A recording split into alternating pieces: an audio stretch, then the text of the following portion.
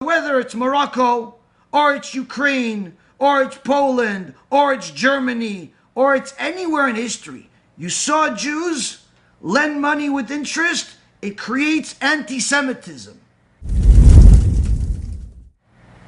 The Gaon, Rabbi Yaron Reuven, in his Sefer, Drashot Tzlach,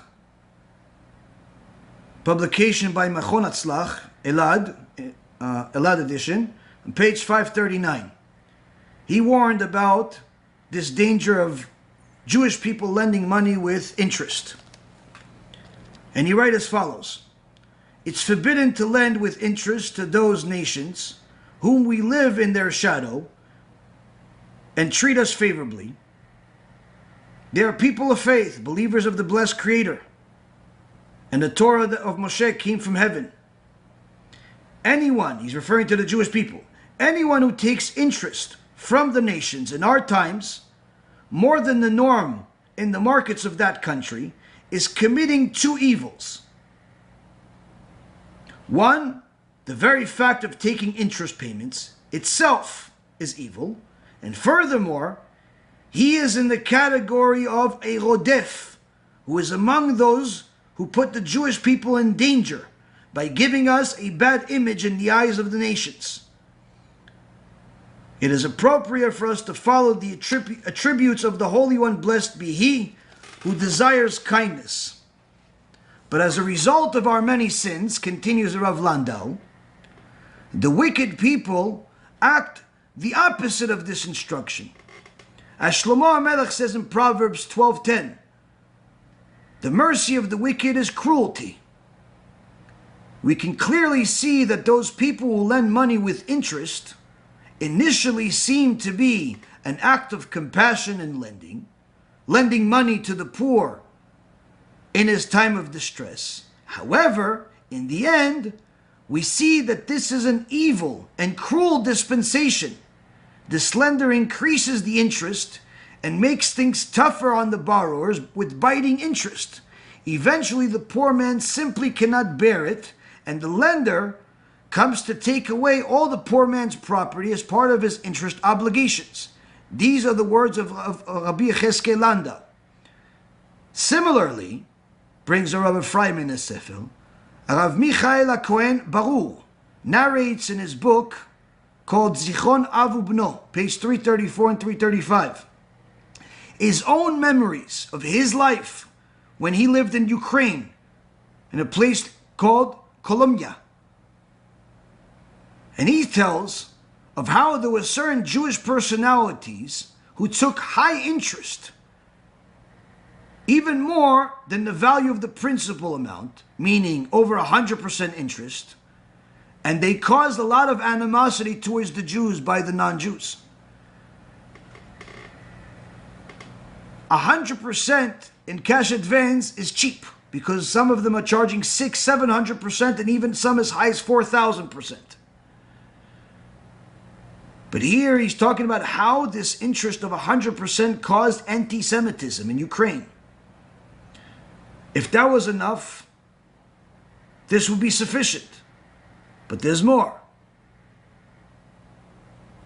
In Morocco, Sefer Kovetz Asufot, volume 15, page 95, an historian by the name of Eliezer Bashan came to the conclusion in his book that there was a certain degree of justification to the hatred that the locals had towards the Jewish population in Morocco, in Fez, Morocco.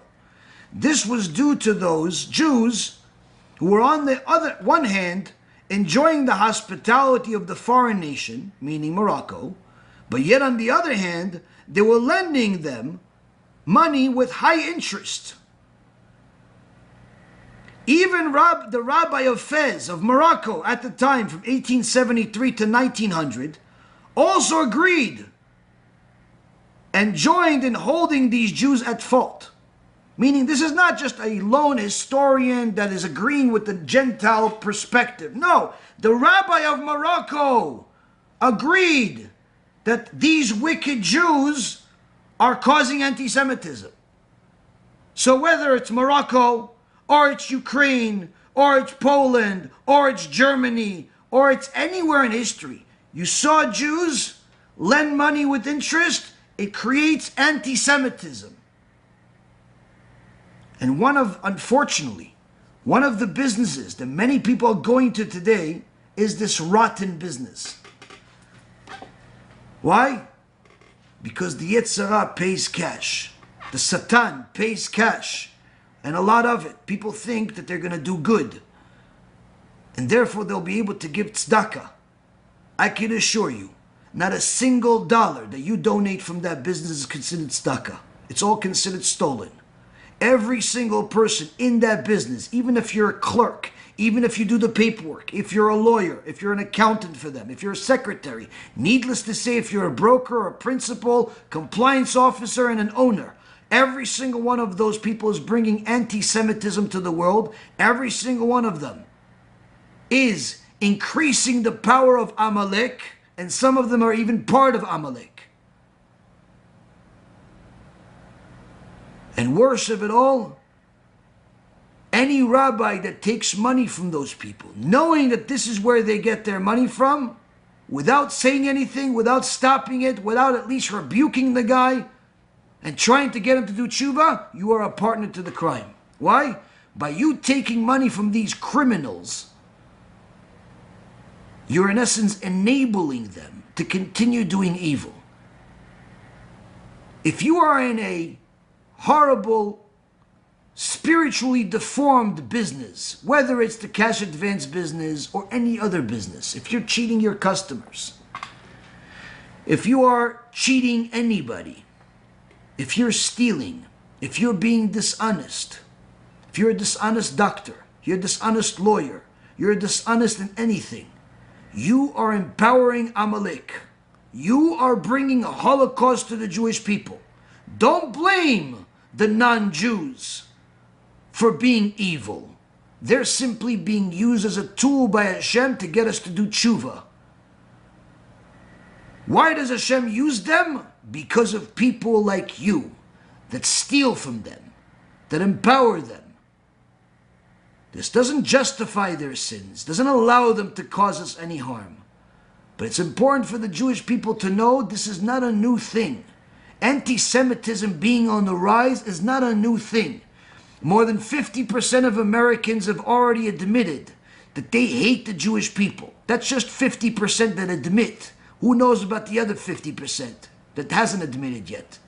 That means there's between 175 to 200 million people in America alone that hate Jews.